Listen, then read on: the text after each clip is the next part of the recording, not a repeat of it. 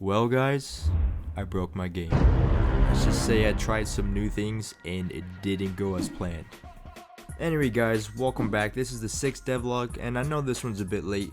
Hopefully that's not without good reason, which I'll talk about at the end of this video, so let's just hop right in. I think it's safe to say it's pretty obvious my game was lacking original weapon models. I decided to use one of my already existing models, which I call the R45, which is simply a sci-fi looking pistol with a magazine. The neat thing is, I already rigged this weapon in the past, so it was the obvious choice to use. Moving on to the weapon animations, this is where things started to get a bit tricky. You see, I had to figure out how to actually make the weapon and the arms combine so that you can actually hold the weapon using IK and doing all that fancy stuff, which to me was kind of new, as I've done it in the past, but it was the incorrect method. So I figured out how to do it properly, or at least what I've seen on forums, and now it's working pretty well. I created some basic animations such as firing, reloading, punching, and throwing grenades.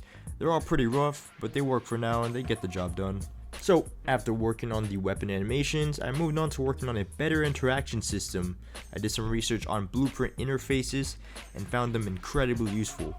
I have no idea why I never found out about them before. I also made some basic UI elements to show up on your screen to display interactions and made it very easy to add this functionality onto other actors. Next, I also wanted to add some Xbox controller support, which I thought was going to be a hard task, was actually fairly easy. With the help of blueprint libraries and interfaces, it was actually pretty simple. I integrated some rumble for firing and explosions, but there was definitely something missing. My aim was pretty terrible.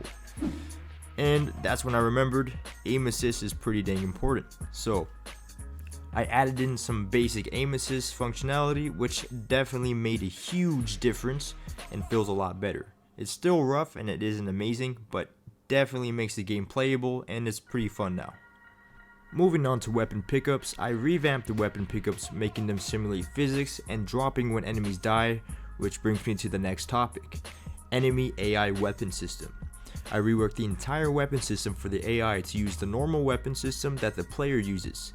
This allows for a lot of flexibility and even adds reloading for the sentinel drones, making it more believable in combat.